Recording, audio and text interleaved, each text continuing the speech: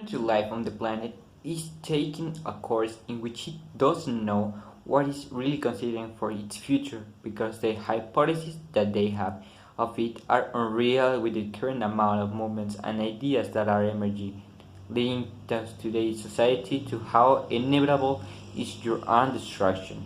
The only opportunity you have is to follow a society that knows how to lead people who have no direction, bringing themselves to the best version of themselves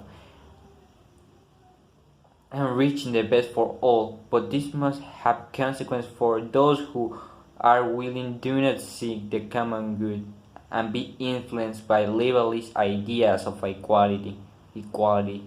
The recognition of things makes that many nations got a lot of doubts that can cause conflict. For example, difference of culture, of a difference in economic and in religion. Finally, but maybe the most important is that the world is getting smaller by the media. I'm watching the flow of events over the past decade or so. It is hard to avoid the feeling that something very fundamental has happened in world history. Francis Fukuyama. The world had changed. We are facing a new system and a new way to do the things. It is the result of years of evolution. Now, the civilizations are cooperating between them to interact and to solve common problematics. The system is not perfect, but it has been working since the globalization burned. The human being had been searching for improvement in its society. Therefore, it must try different systems, but all of them with a dichotomy of idealism or realism.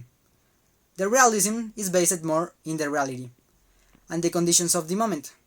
It is efficient and accepts a protectionist idea that believes the state has its own autonomy and power over the others. In the other hand, the idealism search for global collaboration and establishment of treaties in all the aspects. As I said before, we are facing a new world, challenges that may need all the world. We have evolved, and now our technology has guided us to an omnipotent power over the other. Thus, the liberalism is the best solution to improve the society and grow as a world. What is going to happen with the nations that belong to the category of the first world and you want to do them with the countries that possibly belong to the rank of second world or third world, as Huntington explains in his document? This cannot be consistent of improvements in the country and concentration of the objectives that the nation has to get ahead in national difficulties would be affected by the need to be sharing resources with other nations, such is the case of Israel. That is a really big example here. Once it was considered as a country of the first world, and by problems of regarding religion and also geography caused to go down again as a country. According to George Wilhelm Hale, the civilizations or the society achieved their goals with the base of ideas. That helps with the understanding of the reality.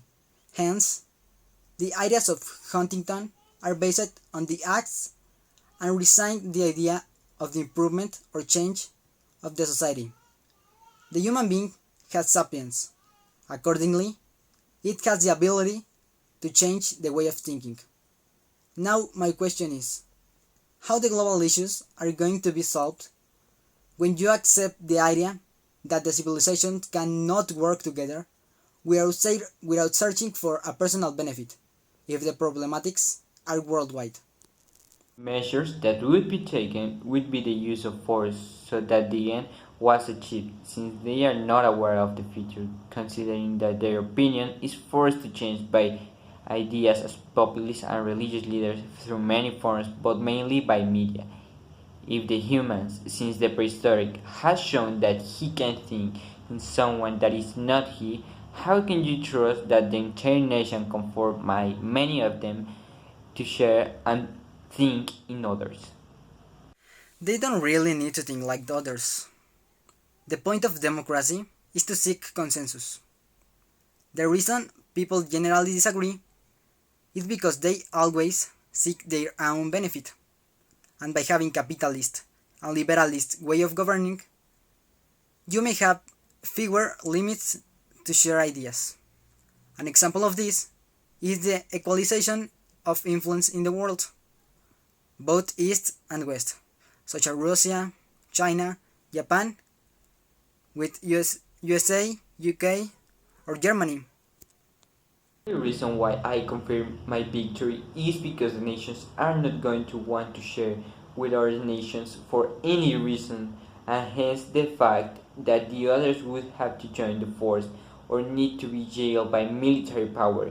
In this way, in this way, it would be that only 7 civilizations were responsible for making the decisions and couldn't have more external problems, and everyone would have to agree on the need to continue existing. After all, nations and societies fall and then they are rebuilt again. No matter what happens, it will end up returning the idea that there must be a higher power, and this can be divided, which give the rise to the basis of this social system that would be learning from the previous mistakes. I trust the new system is changing everything.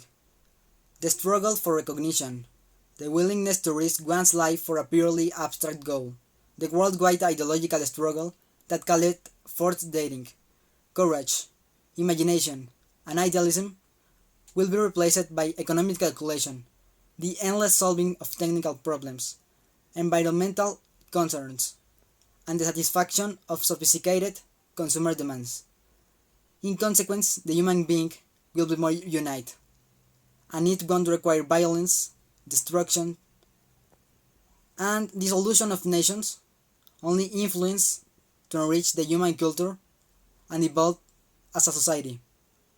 Like proposals of Hegel or Alexander Kojev, the end of history, a new world.